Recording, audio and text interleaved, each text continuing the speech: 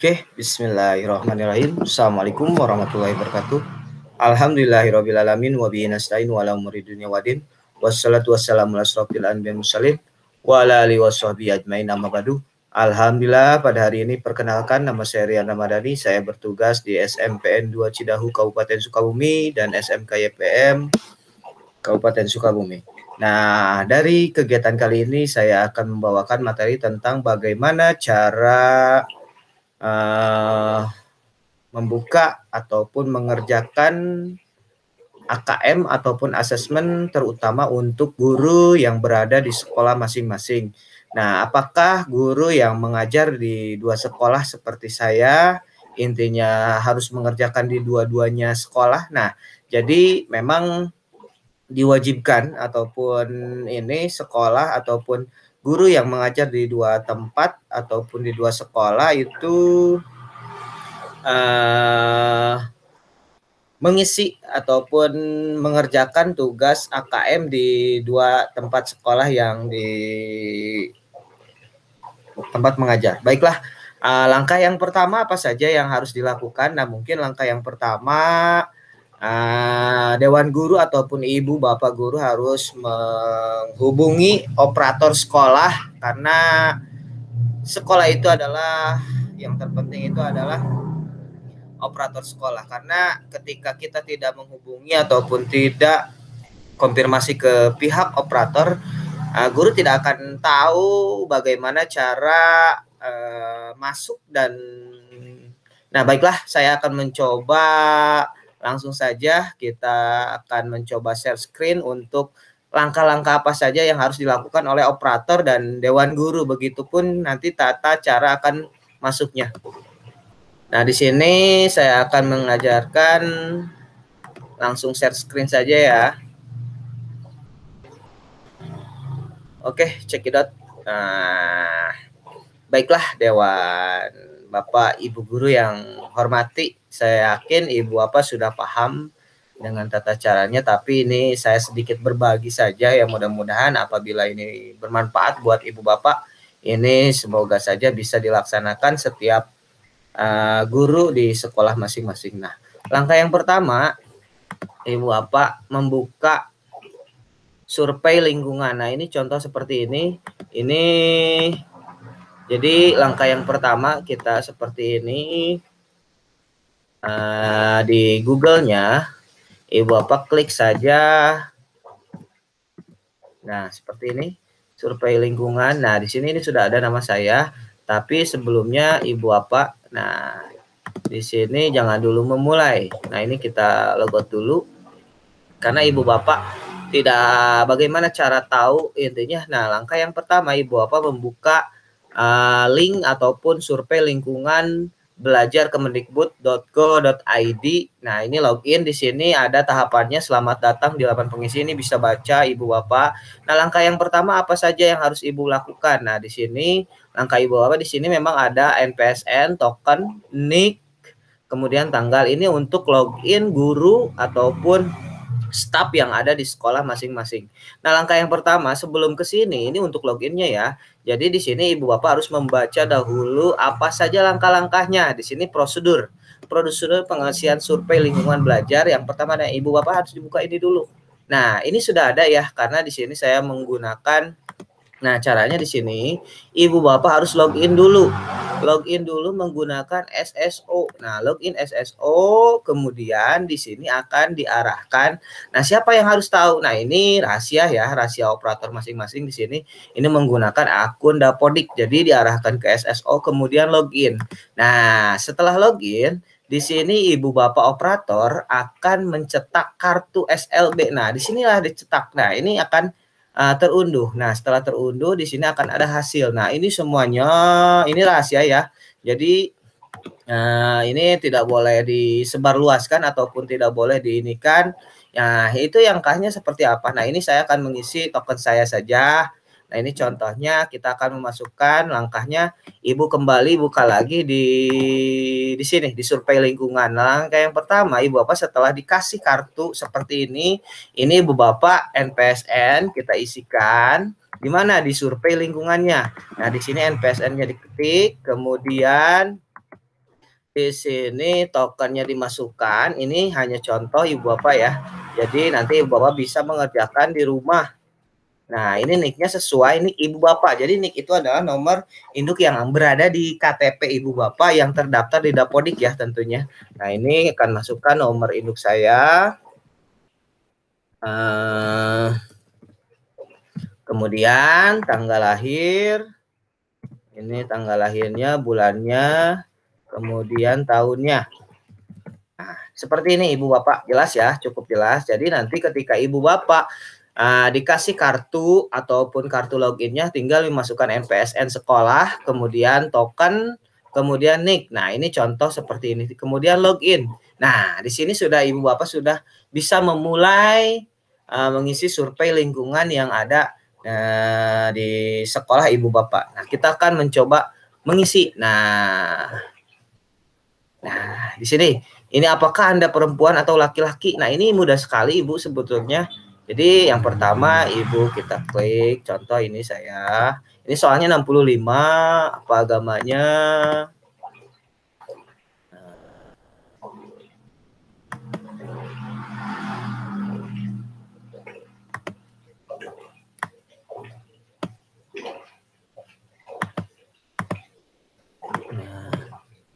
Selanjutnya, kemudian di sini, ini surveinya sebetulnya mudah juga sih pertanyaannya kalau menurut saya. Latar belakangnya di sini sudah menikah. Ini harus diisi sesuai dengan Ibu Bapak ataupun lingkungan yang Ibu Bapak ya. Di sini tanggung jawab Anda seperti apa? Nah, di sini seperti tanggung jawabnya apa ya? Intinya keluarga. Keluarga seperti 2 sampai 3 orang, seperti itu aja. Kita mengisi dari jumlah tanggung jawab tersebut berapa orang yang saat ini berada di bangku sekolah. Nah, tanggung jawab ini berarti tanggung jawab yang berada di bangku sekolah. Contohnya saya 1 orang. Intinya saya punya anak ya, anak sendiri ya. Jadi di sini apakah Anda memiliki kontrak kerja di luar lingkup sekolah, misalnya mengajar di tempat bimbel ataupun guru les dan sebagainya. Nah, ini tanggung jawab tidak, karena saya tidak punya guru les privat. Oh, kalau ada 1 jam ya, mungkin ada ya di hari Minggu. Nah, contoh seperti itu. Kemudian berapa lama waktu yang dibutuhkan untuk pergi dari rumah Anda ke sekolah. Nah, jarak yang dari ini kemungkinan saya 1 ya bisa dikatakan di bawah 1 jam lah. Nah, ini akses internet mana saja yang Anda miliki di rumah Anda. Nah, ini internet dari HP, WiFi ataupun TV kabel. Saya menggunakan handphone ya Ibu Bapak. Ini diisi harus sesuai dengan Ibu Bapak yang real. Nah, di sini organisasi profesi apa saja yang Anda ikuti. Ini saya karena saya masuk dua-duanya ya. Salah satunya saya masuk di MGMP Bahasa Inggris di tingkat SMP dan SMK. Kemudian saya juga mengikuti organisasi seperti IGI, PGRI ataupun PTIC dan yang lainnya. Kemudian, apa peran Anda di organisasi tersebut? Jika Anda mengikuti lebih dari 1 organisasi, pilih peran yang paling tinggi. Nah, karena di sana saya pengurus. Nah, di sini saya diisi pengurus. Pada akhir tahun ajaran sudah beberapa tahun Anda menjadi guru sejak pertama kali mengajar. Nah, kurang lebih saya 6 tahun sampai 10 tahun mengajar. Pada akhir tahun ajaran ini sudah beberapa tahun Anda menjadi guru di sekolah ini. Nah, kurang lebih sampai 5 tahun lah. Anda mengajar kelas berapa aja di sekolah ini? Nah, ini saya mengajar di kelas 10 dan kelas 11. Nah, kalau saya ini ya. Nah, contoh, sejak pandemi COVID di bulan Maret, apa Anda sudah melaksanakan pembelajaran tatap muka? Nah, tatap muka sudah kurang dari 1 bulan. Ataupun sudah 1 sampai 3 bulan. Nah, contoh kita isi kurang dari 1 bulan. Nah, ataupun sudah 1 sampai 3 bulan itu pun. Nah, seperti ini saja. Apa pendidikan tertinggi Anda? Nah, pendidikan saya S1. Kemudian apa program studi Anda? Menempuh sarjana. Itu saya belum menempuh pendidikan. Nah, sampai ini mengisi ini ya. Kemudian apakah Anda merupakan guru untuk siswa kebutuhan khusus? Nah, tidak, karena kebetulan di sekolah saya tidak mempunyai siswa yang memang kebutuhan khusus. Apakah Anda mempunyai latar belakang pendidikan formal di bidang pendidikan khusus? Seperti pendidikan formal di bidang Nah, tidak. Nah, saya seperti itu saja. Nanti Ibu Bapak itu tergantung sesuai real kenyataan yang Ibu Bapak ini kan ya. Anda mempunyai latar belakang pendidikan non formal di bidang pendidikan khusus. Tidak. Manakah jenis disabilitas yang dimiliki siswa kebutuhan khusus di sekolah Anda? Karena di sekolah saya tidak punya ya, ataupun tidak ada siswa yang berkebutuhan khusus.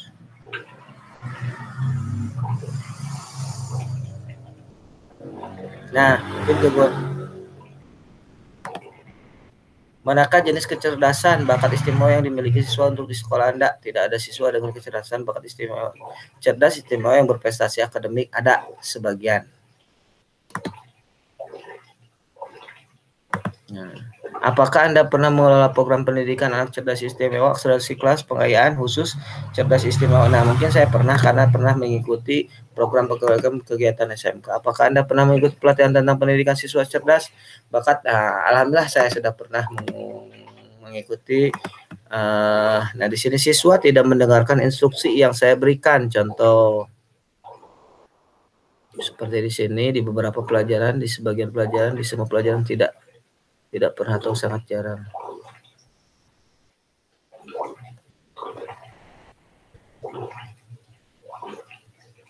Ya, karena saya jawab ini aja ya, karena saya tidak tahu. Memang kalau untuk guru-guru yang lain juga kan kita tidak tahu. Kalau yang saya berikan mungkin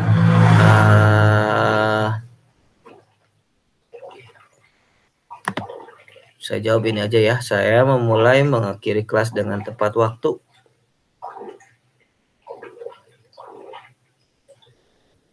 Nah, kalau saya seperti ini, siswa mudah berkonsentrasi pada kegiatan belajar dan mengajar. Ini memang di sebagian besar sih ya. Siswa mengerjakan tugas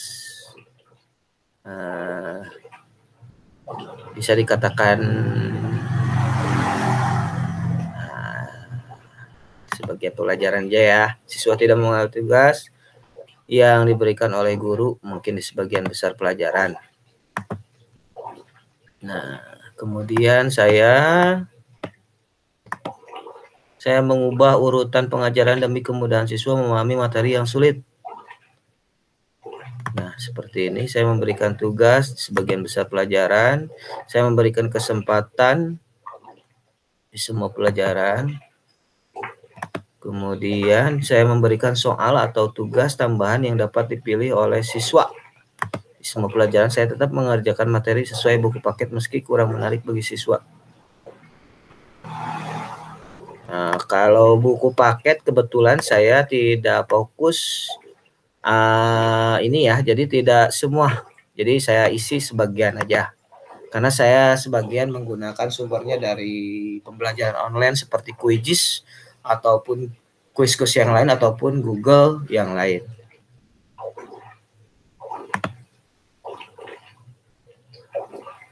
Saya mengeluh bahwa saya mengajar terlalu cepat. Nah, kalau di sini mengeluh saya tidak pernah. Karena saya sangat menyukai pekerjaan saya. Saya memberikan pujian pada siswa yang menyelesaikan tugas itu di semua pelajaran saya lakukan. Ataupun di semua kelas.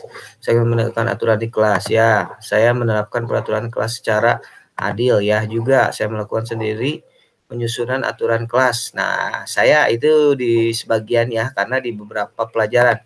Karena ada wali kelas ya, saya isi aja. Saya menunggu siswa di depan kelas agar merasa jerak dan tidak mengulangi kesalahan. Nah, kalau memarahi anak di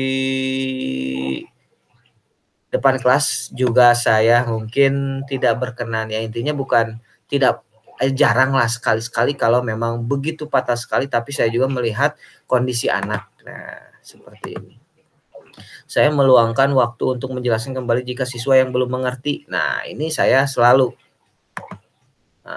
saya menunjukkan kepedulian terhadap masalah-masalah yang dihadapi siswa. Mungkin ada beberapa juga karena tergantung ya. Saya merespon keluhan yang disampaikan oleh siswa. Nah, respon mungkin di sebagian ya, karena saya juga tidak tahu mungkin untuk guru-guru yang lain. Siswa kesulitan menemui saya untuk membicarakan masalah yang dihadapinya. Kalau menemui kesulitan intinya bicarakan tidak pernah. Saya mengabaikan masalah yang dihadapi siswa di sekolah. Mengabaikan masalah dihadapi siswa di sekolah, tidak. Kemudian saya terus mendorong siswa untuk meningkatkan kemampuan. Nah, itu memang saya ini kan. Saya membantu siswa yang ingin menyerah ketika mengerjakan tugas sulit. Saya membantu siswa yang ingin menyerah.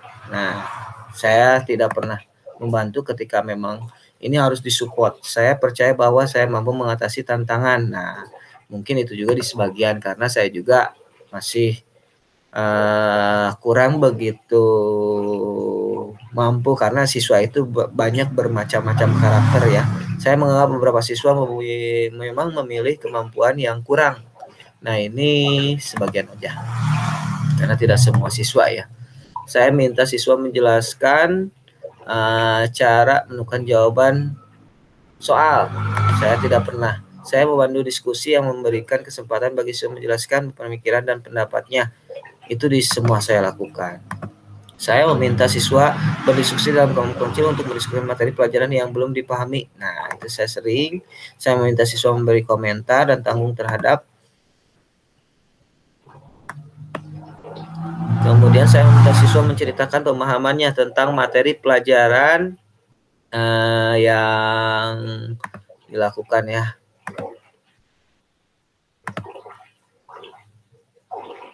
Saya meminta siswa menceritakan pemahaman tentang materi pelajaran kepada siswa. Nah, itu saya lakukan. Saya melarang siswa melihat dan mempelajari pengajaran tugas siswa yang lain.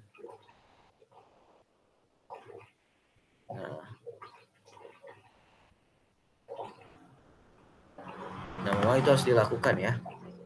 Ini soalnya lumayan banyak sekali, 42. Jadi ibu-ibu harus detail karena ini soalnya sama seperti anak ya, ada literasi. Saya meyakinkan siswa tentang pengetahuan dalam perubahan-perubahan pentingnya di masyarakat. Nah, itu saya lakukan. Saya menjelaskan pada siswa bahwa ilmu pengetahuan yang saya ajarkan sebenarnya masih terus berkembang. Nah, saya mau jawab pertanyaan terbuka. Nah, itu bisa. Saya menggunakan peta konsep, menggunakan konsep kompleks menjadi sejumlah. Itu saya lakukan. Siswa menggunakan lebih dari satu contoh dan jumlah penjelasan agar siswa lebih mudah memahami pelajaran. Nah, yang saya lakukan, saya menjelaskan materi dengan cara memperagakan agar siswa lebih mudah memahaminya. Nah, itu sebagian karena ada beberapa yang bisa diperagakan, ada juga yang tidak. Saya menjelaskan materi pelajaran dengan membaca penjelasan yang tertulis di buku. Ya, itu tidak semuanya karena saya juga menggunakan materi yang lain. Saya dengan ramah memberitahukan siswa tentang apa yang perlu mereka tingkatkan. Itu saya mau mata pelajaran, komentar atau masukan yang saya berikan di kelas membantu siswa untuk menjadi lebih mengerti dan menguasainya. Saya memberi komentar atau masukan yang membuat siswa merasa lebih percaya diri. Nah, itu harus. Saya membuat siswa takut untuk salah ketika menjawab mengerjakan, membuat siswa tidak takut. Nah, itu harus supaya mensupport anak supaya tidak takut menjawab. Saya marah jika siswa salah menjawab pertanyaannya. Tidak juga, saya tidak pernah. Nah, ini mencari informasi dan menjadi peserta seminar atau cara-cara lain untuk mendapatkan ide baru dalam mengajar. Nah, ini saya rutin karena saya sering mengikuti pelatihan-pelatihan, bekerja sama dengan guru-guru lain untuk memastikan adanya standar penilaian yang adil atau sama. Nah, itu mungkin di rutin, mungkin sebulan sekali bisa berdiskusi dengan guru-guru tentang mutu pengajaran di sekolah, rutin.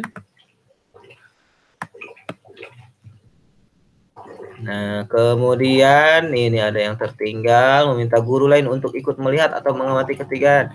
Nah, ini bisa dikatakan ada sebulan ataupun 3 bulan sekali, itu disupervisi oleh kepala sekolah. Meminta guru lain untuk menilai dan memberi masukan terkait. Nah, ini sama proses belajar mengajar di kelas yang diampu guru lain.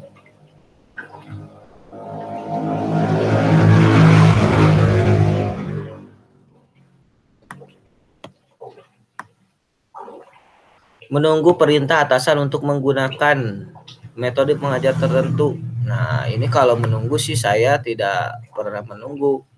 Intinya tidak harus menunggu, saya nggak usah menunggu juga. Kadang Kalau metode saya mencari ilmu dari yang lain, menghindari diskusi dengan guru-guru yang lain karena itu hanya buang-buang waktu. Nah, tidak juga.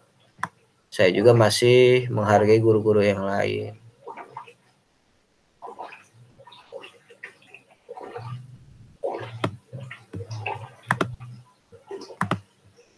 Mencari informasi untuk mengembangkan kemampuan. Nah, itu sering saya.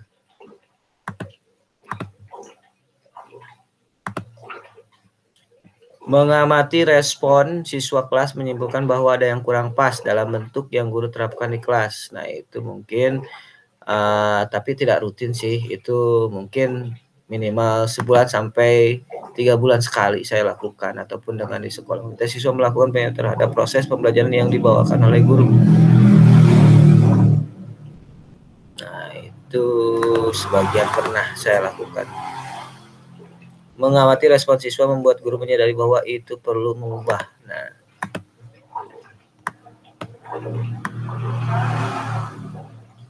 merenung dan mencoba memahami apakah cara guru melakukan penilaian sudah tepat waktu. Nah, itu sering mengajak ngobrol dengan beberapa siswa untuk mengecek dampak dari model penilaian.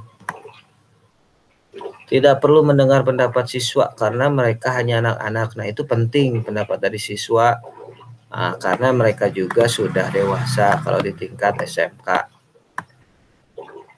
Merasa siswa adalah penyebab utama masalah-masalah pembelajaran yang terjadi. Tidak juga. Berdiskusi dengan siswa. Nah, berdiskusi dengan siswa untuk mengetahui respon mereka terhadap cara penilaian yang ditetapkan oleh guru di kelas. Bisa sebagian. Nanti untuk jawabannya ini karena banyak sekali ya. Kalau dikatakan menguji coba teknologi ingin digunakan di kelas, ini saya lakukan. Ini mencari cara yang berbeda untuk membuka pelajaran, tertarik pada sebuah materi pelajaran. Sebulan sekali juga, mempertahankan praktik yang sudah dilakukan selama ini daripada mencoba hal-hal baru yang belum. Ini secara aktif melakukan evaluasi. Nah, evaluasi mungkin merancang tugas yang menantang bagi siswa cerdas istimewa. Ini mencari cara pengajaran baru. Nah, itu saya sering lakukan.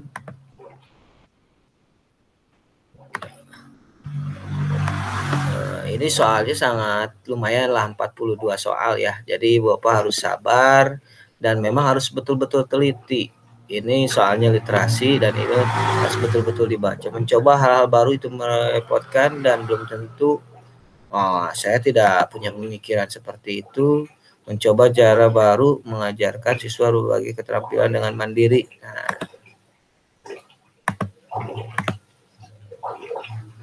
di sini soalnya kita baca dulu. Ibu Bapak, pelajaran praktik yang dimaksud adalah kegiatan belajar yang diselenggarakan oleh sekolah Bapak Ibu guru. Kejuruan mampu praktik untuk memperhatikan teori-teori pembelajaran praktik para siswa Bapak Ibu menjalankan kegiatan misalnya menjelaskan alat. Juga pembelajaran praktik ini bisa dilakukan melalui teaching factory atau kelas industri ataupun bentuk lain kegiatan. Pilih jawaban data pembelajaran teori dimiliki sekolah. Pilih kegiatan pembelajaran praktik. Berikut ini dilaksanakan di sekolah Bapak Ibu Bapak. Nah, kalau di sini ini PKL sudah asli, ada praktik kerja pembelajaran industri, teaching factory ada, terus kelas kewirausahaan, unit produksi itu mungkin ada sebagian. Praktik lab, ada labnya itu laboratorium ya. Nah, ini saya pilih 2 saja. Pembelajaran ya kelas, pelaksanaan praktik menggunakan alat. Nah, ini sesuai jumlah alat praktik yang tersedia di sekolah dengan jumlah siswa yang menggunakan. Nah, ini mungkin tidak sesuai ya, karena ada sebagian masih ukuran maupun jumlah praktik bengkel dengan ini tidak sesuai karena masih banyak kekurangan. Spesifikasi alat sediakan dengan kebutuhan di dunia industri. Ini Ibu Bapak mohon nanti menjawab sebagian karena ini adalah yang real di sekolah Ibu Bapak. Pelajaran praktik dilakukan dengan capaian kompetensi.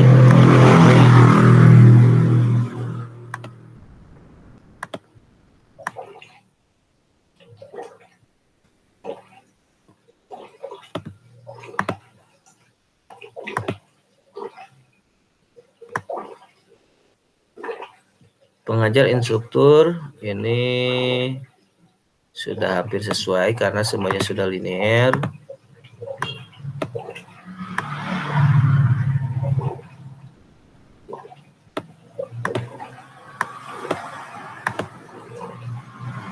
Nah, kita baca lagi soalnya. Berdasarkan data laporan kegiatan yang menghadirkan pengajar instruktur pelatihan Dodika, seberapa sering instruktur pengajar dari Dodika hadir dan memberikan pelajaran, alat ataupun pekerjaan yang dibuka. Nah, ini kalau dikatakan sering tidak juga, tapi bisa dikatakan cukup sering hadir sih. Berdasarkan data pelajaran sekolah, proses perbandingan pelajaran praktik misalnya lama bekerja bengkel ataupun dapat kegiatan lapangan lainnya, kemudian sekalian yang akan dicapai dengan pembelajaran teori. Nah, ini bisa dikatakan di atas 80 sih. Dari PKL, nah ini bisa ini kan kalau di tingkat MK ya. Dari data praktik lapangan direncanakan dari berbandingkan jumlah PKL praktik yang direncanakan dengan UDK yang terlaksana dengan PKL total yang dilaksanakan berapa persen. Nah, ini bisa dikatakan 60 sampai 80 lah. Dari data keluhan, data tentang pelaksanaan PKL, Bapak Ibu memiliki beberapa persentase keluhan membandingkan pelaksanaan PKL prakerit. Ini 2 sampai 30 karena ini permasalahan ya. Kalau permasalahan memang ada beberapa permasalahan setiap kegiatan pelajaran. Dari berbagai pelaksanaan dilakukan evaluasi. Nah, kalau evaluasi ini sering dilakukan oleh pihak sekolah.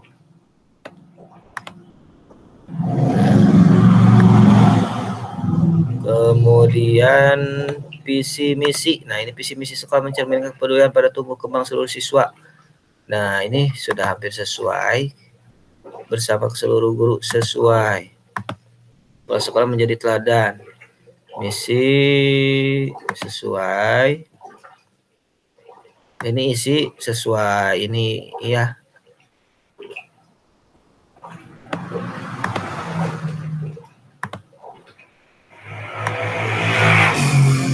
Kepala sekolah pernyataan.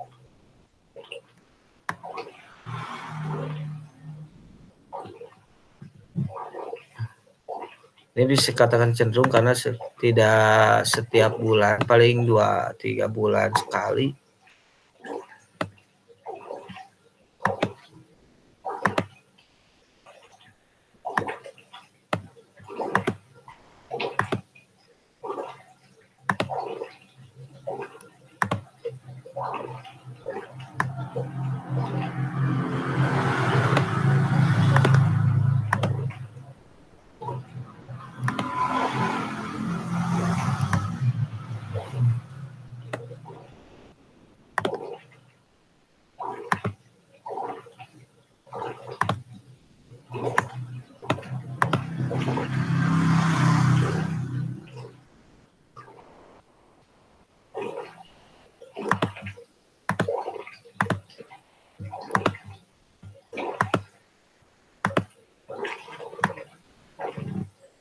Kalau ini nanti Ibu Bapak, karena ini penilaian kepala sekolah ya dari Ibu Bapak, jadi harus sesuai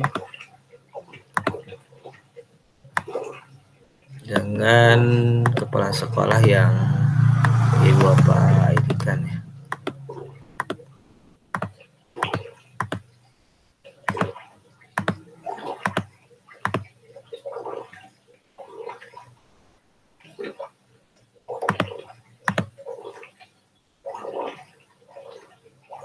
Nah, kalau apresiasi mohon maaf Bapak Kepala Sekolah, ini memang ada yang diketahui Kepala Sekolah, ada juga yang tidak.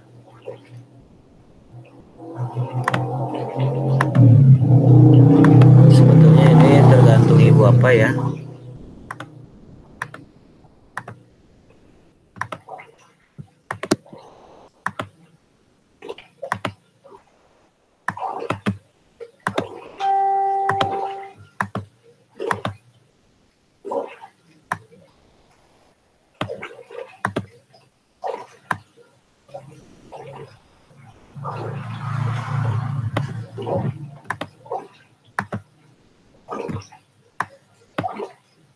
Nah, kalau merah seperti ini berarti ada atau ada yang belum terisi. Nah, contohnya sini.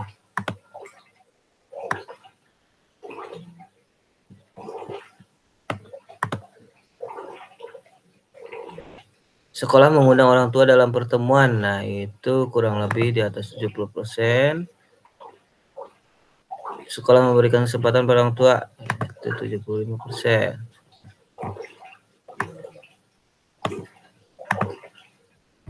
Sekolah mendorong orang tua menjadi narasumber untuk mencarikan pekerjaan atau profesinya.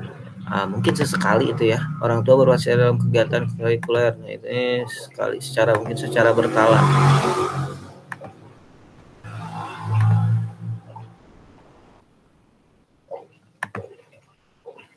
Sekolah mengkomunikasikan program-program sekuler yang bisa diikuti oleh siswa. Ini secara berkala. Ini juga sama. Ini guru meminta siswa berdiskusi dengan yang berbeda pandangan tentang berbagai hal. Guru mengarahkan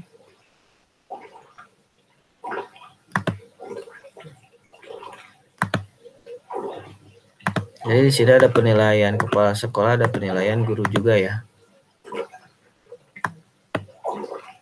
Nah, ini sangat banyak sekali, jadi Ibu Bapak harus betul-betul memperhatikan. Seorang siswa tidak mengganggu perlu untuk menghafalkan Pancasila.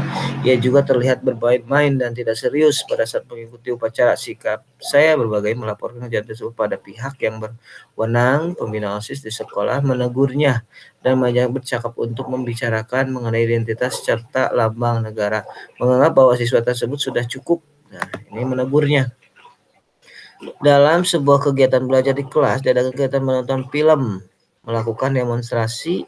Saya memberikan penjelasan kepada siswa di kelas bahwa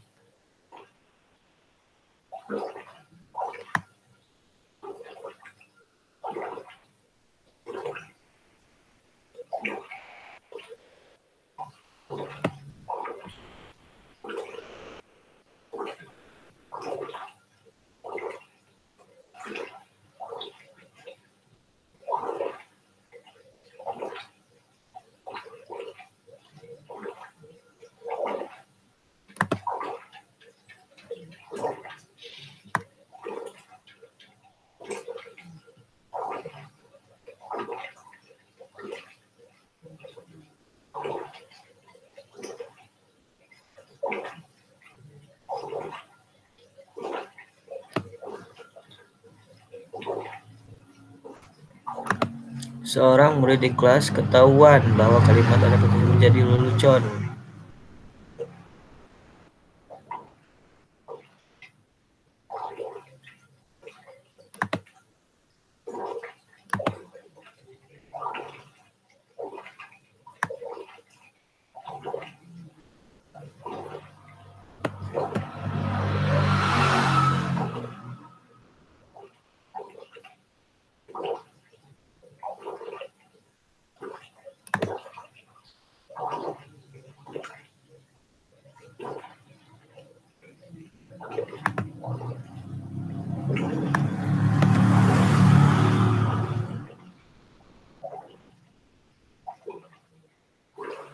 Anda melihat salah seorang siswa membawa makanan yang biasa dimakan etnis, aroma makanan menyengat. Slide itu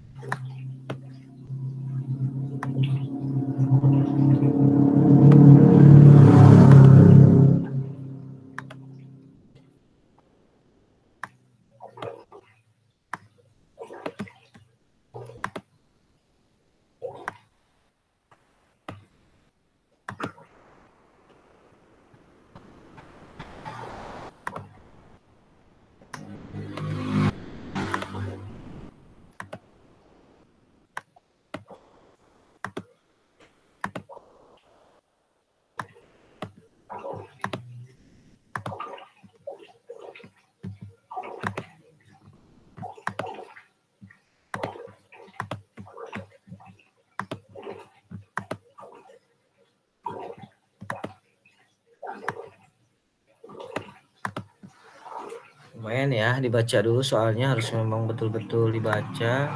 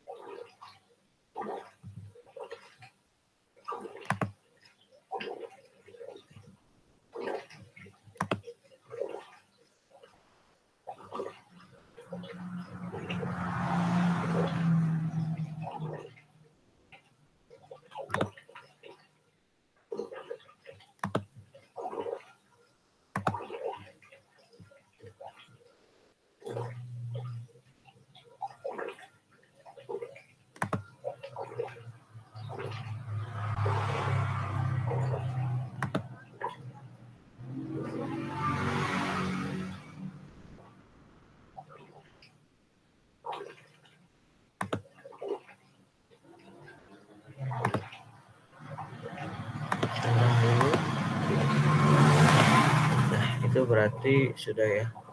Lanjutkan ke angket. Ini soalnya lumayan banyak sekali. Aduh.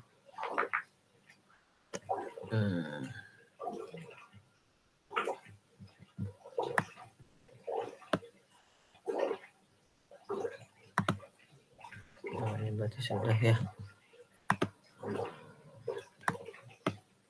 Berarti sudah terisi ya. Nah, paling itu saja karena sudah selesai. Itu saja kita keluar. Nah, baik Ibu Bapak, itulah penjelasan dari saya berkaitan dengan tata cara pengisian dan tata cara menjawab. Nah, mungkin kurang lebihnya mohon maaf karena itu adalah sedikit banyaknya contoh yang saya lakukan untuk mengisi survei. Terima kasih. Saya ucapkan terima kasih. Wabillahi taufiq wal hidayah. Wassalamualaikum warahmatullahi wabarakatuh.